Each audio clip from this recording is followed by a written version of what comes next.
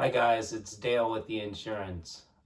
Today we're going to talk about it's the most popular insurance, car insurance, but it's a time where you're probably looking to kind of cut costs, cut expenses, looking to save a few dollars, and you come up with the idea, you know what, maybe I'm a great driver. Maybe I don't need insurance. Um, so the title of the article is What Happens When You Don't Pay Your Car Insurance, right? We've all been there. We all love saving money. In fact, we probably despise even more paying paying too much for a service or a product that you don't really need. So if you're looking at cutting expenses, you're doing kind of your annual review, do not cut insurance expense for your car. In the long run, it's just not worth it. I guess first and foremost, it's obviously against the law to drive without having proper insurance. But furthermore, let's say you get into an accident, right?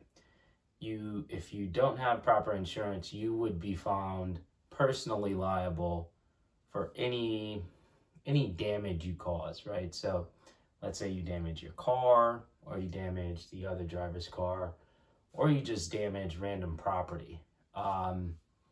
You're on the bill for it. You're fitting the bill. You're paying for that.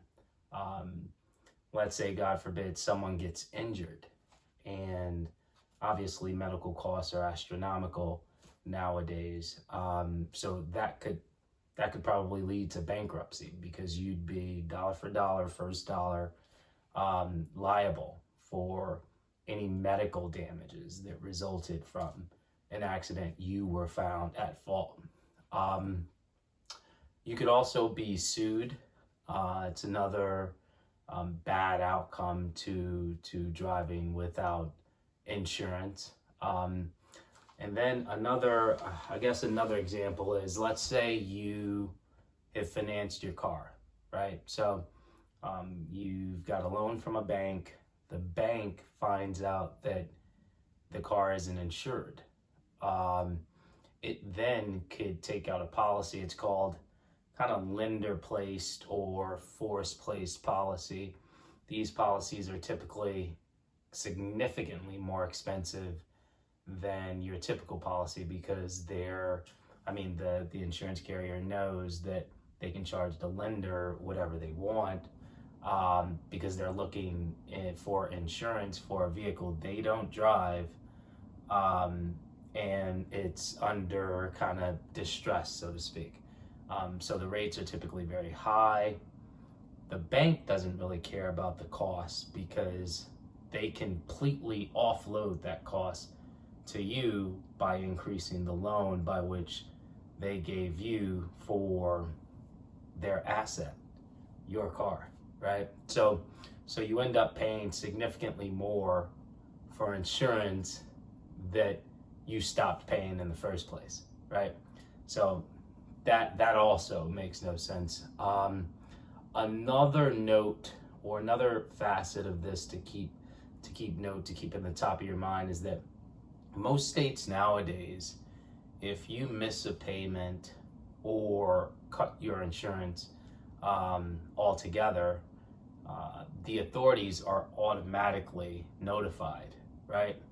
So not only would your insurance be canceled, but you can find your vehicle is impounded or towed. And obviously those are financial situations that are very expensive to dig your way out of, right?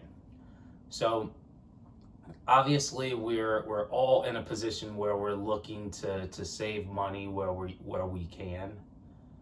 Please take our advice, or heed our advice.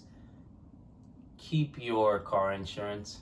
You'll find that it's cheaper in the long run to actually pay it month to month or annually, but keeping it in place versus being caught without having insurance in place, that's extremely costly. Hopefully this was helpful. Thanks for stopping by. We'll chat next week.